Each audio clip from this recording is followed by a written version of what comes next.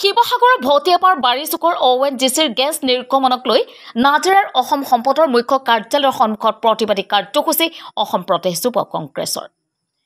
উত্তপ্ত পৰিস্থিতিৰ সৃষ্টি নাজৰা অসম সম্পদৰ মুখ্য কাৰ্যালয়ৰ সন্মুখত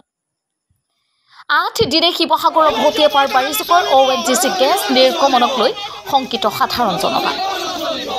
গেছ নিৰ্বাপন কৰিব নোৱাৰা ONGCৰ বিৰুদ্ধে আজি নাজৰাৰ ONGC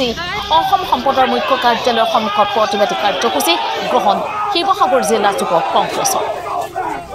যোৱা বৃহস্পতিবাৰৰ পৰা 8 দিন ধৰি ভটিয়াপাৰৰ বাৰিচুকত ONGCৰ ভয়ংকৰ গেছ নিৰ্গমনে শংকিত কৰি তুলিছে সাধাৰণ জনতা ভাবুকি আহি পৰিছে জীৱকুললৈ ONGCৰ এই ভয়ংকৰ গেছ নিৰ্গমনে 8 দিনে নিৰ্বাপিত কৰিব পৰা নাই তেল প্ৰাকৃতিক গেছ নিগম চমুকৈ ONGC ভটিয়াপাৰৰ বাৰিচুকত বাঘজানৰ দৰে ঘটনা সংঘটিত হোৱা আশংকাই এতিয়া বিৰাজমান কৰা পৰিলক্ষিত হৈছে ONGCৰ বিৰুদ্ধে ক্ষোভিত হৈ পৰিছে সাধাৰণ জনতা দল সংগঠন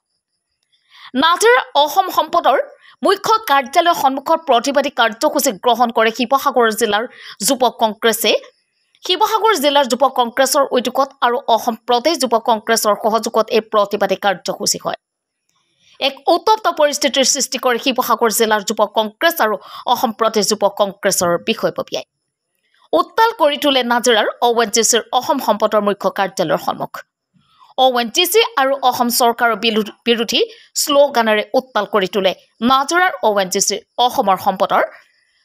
মুখ্য কাৰ্যালয়ৰ সন্মুখ শিৱসাগৰৰ পৰা ফাৰহান লস্কৰৰ ৰিপৰ্ট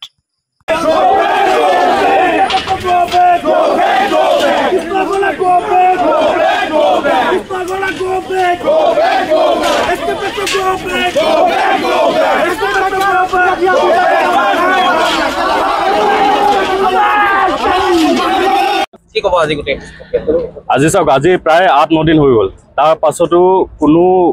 একো একশ্যন এতিয়ালৈকে হোৱা নাই আজি SK পেট্ৰকেমিকেল যোনটো কোম্পানীয়ে এই কণ্ট্ৰেক্টটো পাইছে এটা প্ৰাইভেট কোম্পানীয়ে পাইছিলে আপোনালোকে জানে এই প্ৰাইভেট কোম্পানীয়ে কেনেকুৱা পালে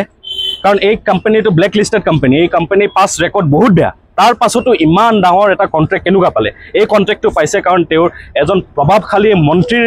বিৰাটে ঘনিষ্ঠ তেওঁ আৰু এই লিংকতে তেওঁ এই ইমান ডাঙৰ কণ্ট্ৰেক্ট পাইছে আৰু যিহেতু তেওঁ ইনএক্সপিৰিয়েঞ্চ এজন ব্লেক লিষ্টেড কোম্পানী হোৱাৰ কাৰণে আজি ইমান ডাঙৰ ইনচিডেণ্ট হৈছে য'ত 3জনকে মানুহ হস্পিটেলত আছে এজনৰ মৃত্যু হৈছে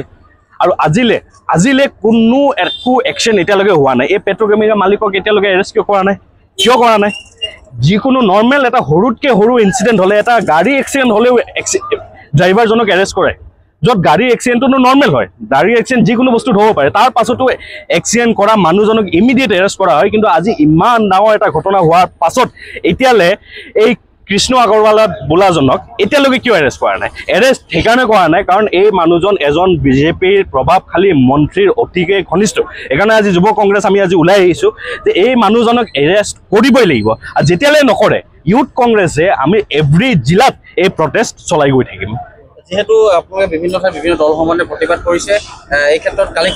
যিটো SK পেট্ৰ কোম্পানী আছিলে কোম্পানী যিখিনি কৰ্মচাৰী আছে 1200 কৰ্মচাৰীয়ে কালি প্ৰতিবাদী কাৰ্যসূচী গ্ৰহণ কৰিছে যিহেতু তেওঁলোকে অভিযোগ উত্থাপন কৰিছে যে